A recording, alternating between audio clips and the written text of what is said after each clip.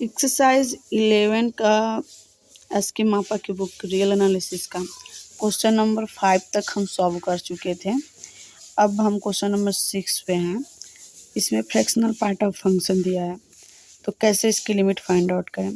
सबसे पहले हम जानते हैं कि fractional part of x equal to होता है x minus greatest integer x.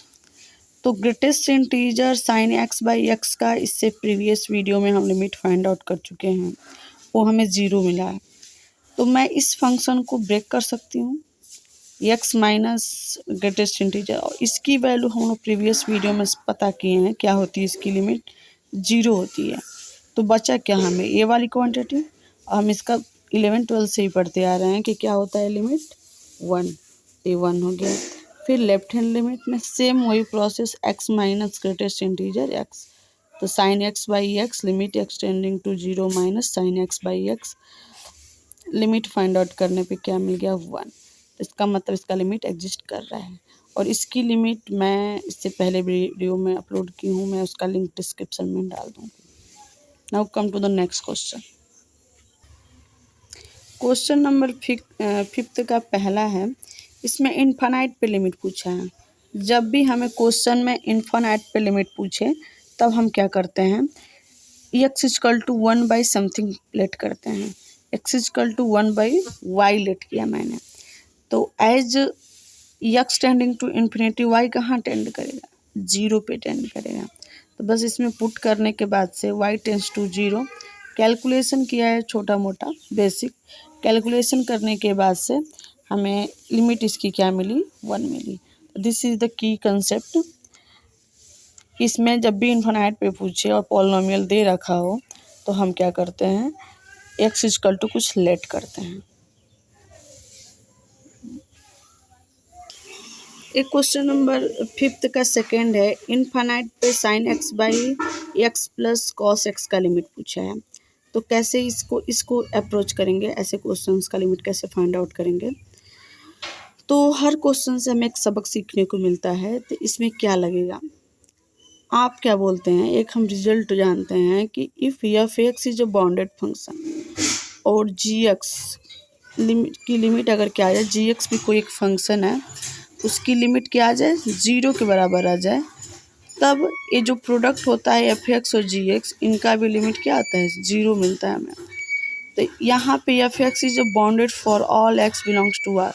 Bounded function कौन सा है, साइन एक्स है, तो f x is equal to sine x से बाउंडेड होता है, क्योंकि इसकी जो रेंज होती है -1 से लेकर +1 तक होती है। और जी एक्स मैंने इसको ले लिया x plus 1 upon x plus cos x, ऊपर आएगा तो एक्स प्लस कॉस एक्स का इन्वर्स हो जाएगा। Limit x tending to infinite g x is equal to limit x tending to infinite, और इसकी लिमिट हमें क्या मिल गई 0 मिल गई। बाई रिजल्ट हम जानते हैं कि एफ एक्स बाउंडेड मिला ही है हमें, और जी एक्स की लिमिट 0 मिल रही है इनफाइनाइट पे, तो ओवरऑल इनके प्रोडक्ट की लिमिट क्या मिलेगी हमें 0 मिलेगी। तो ये है इस क्वेश्चन के पीछे कंसेप्ट। थर्ड क्वेश्चन है, limit x tending to infinity x plus root x upon x plus 3। तो इसमें भी x equal to 1 by y let करेंगे तो वाई टेंड्स टू 0 होगा। एक्स की जगह पे 1 बाई वाई पुट करने के बाद से कुछ कैलकुलेशन किया इधर से बेसिक, उसके बाद हमें ए ऑप्टेन हुआ, आज वाई टेंडिंग टू 0 लिमिट क्या मिल गई हमें 1 मिल गई। फिर फोर्थ नंबर है क्वेश्चन नंबर 5 का, limit x tending to infinite 1 plus 2 by x to power x. अगर मैं यहीं पे इन्फाइनाइट पुट कर दूंगी तो ये मेरा कैसा केस बन जाएगा, 1 बाई इन्फाइनाइट का केस बन जाएगा। तो जब 1 बाई इन्फाइनाइट का केस होता है, लिमिट का रूल होता है, तो हम क्या करते हैं ई पे पावर जो फंक्शन इन्फाइनाइट के पास जा रहा होता है, जैसे कि यक्स है ना, ये इन्फाइनाइट के पास जा रहा है, यक्स इन्फाइनाइट के पास जा रहा है, तो इसको आगे लिखते हैं, और जो फंक्शन 1 दे रहा होता है उसमें से 1 को माइनस कर देते हैं।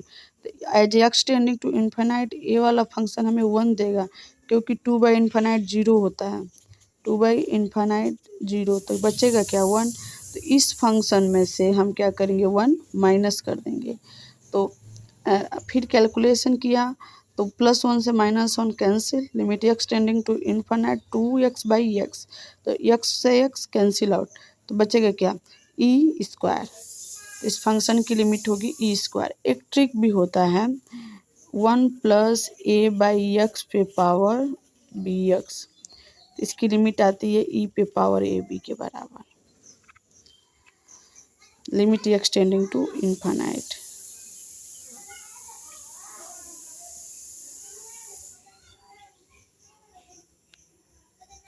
क्वेश्चन नंबर 5 है, limit x tending to infinite x minus root x square -1।